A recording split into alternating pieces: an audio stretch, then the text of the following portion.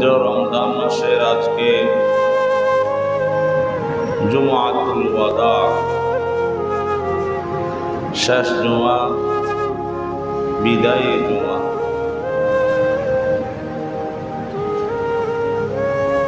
আজকের জুমার এই দিনটা আমাদেরকে স্মরণ করিয়ে দিচ্ছে, হে আল্লাহর বান্দারা, তোমরা যারা দীর্ঘক্ষণ দাঁড়িয়ে দাঁড়িয়ে তারাবি পড়াকে কষ্ট মনে করেছ, আমি চলে যাচ্ছি।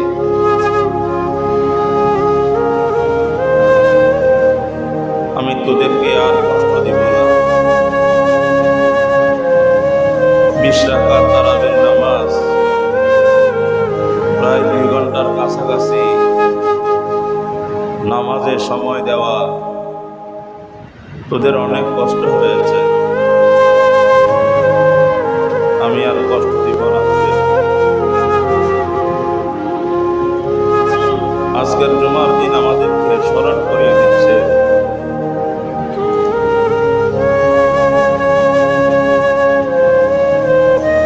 আল্লাহর বান্দারা, তোমরা যেখানে ফজরের নামাজটা জামাতে পড়তে না,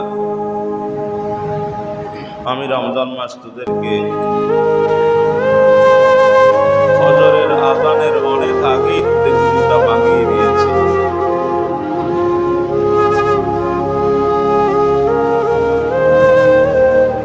তোমাদের আরামের ঘুমটা আমি হারাম করে দিয়েছি। আমি তোদেরকে আর ডাকবো না, চলে যাচ্ছি।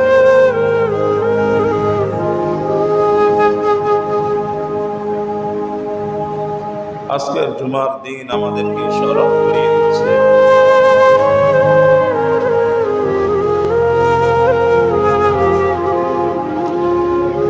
তোমরা আমাকে নিয়ে অনেক চিন্তা করেছ, এই রমজান মাসের খরচ কিভাবে চালাবে, কিন্তু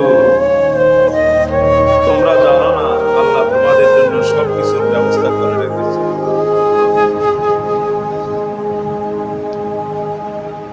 তোমাদেরকে বলে গেছে আমার দয়াল নবী, শাহরুন ইউজাদু ফীহি রিজকুল মুমিন। উম্মত, রমজান মাসকে তোমরা ভয় করিও না। রমজান মাসে তোমাদের একটু খরচ বাড়বে, সেটা আল্লাহ ভালো করে জানে। এ কারণে ইউজাদু ফীহি রিজকুল মুমিন, আসলেই যারা ইমানদার তাদের জন্য রমজান মাসে রিজিকের মধ্যে বরাবরই চলে আসে, সচ্ছলতা চলে আসে, অভাব বলতে কিছুই থাকে না। একটা গরিবের ঘরেও খাবার টেবিলে মাছ মাংস ছিল, দিনে এনে দিনে তাই এরকম গরিবের ঘরেও কিছু না কিছু নতুন জামা কাপড় মার্কেট থেকে এসে গেছে। গরিবের মুখেও হাসি ফুটছে এই রমজান মাসে। আজকের জুমার দিন আমাদেরকে স্মরণ করিয়ে দিচ্ছে, ও আল্লাহর বান্দারা, তোমরা কি বেশি কষ্ট পেয়েছ? সেহরি খাওয়ার পর থেকে সূর্য ডোবা পর্যন্ত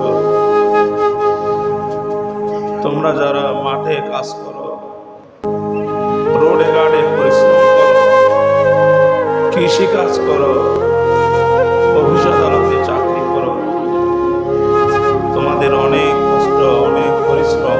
তোমাদের ইচ্ছা হয়েছিল ফ্রিজ থেকে একটা বোতল পানি নিয়ে একটু পান করে তোমাদের কলিজাকে ভিজাবার জন্য, কিন্তু আমি তোমাদেরকে সুযোগ দেইনি। আমি তোমাদেরকে সুযোগটা দেইনি। তোমরা কষ্ট করেছো, সবর করেছো। তবে জেনে রাখো, আমি শেষ জুমার দিন তোমাদেরকে বলে যাচ্ছি, আমি আর আগামী 11 মাসের ভিতরে আর আসবো না। হতে পারে তোমার সাথে আমার আবার দেখা হবে, যদি একটা বছর তোমার হায়াত থাকে।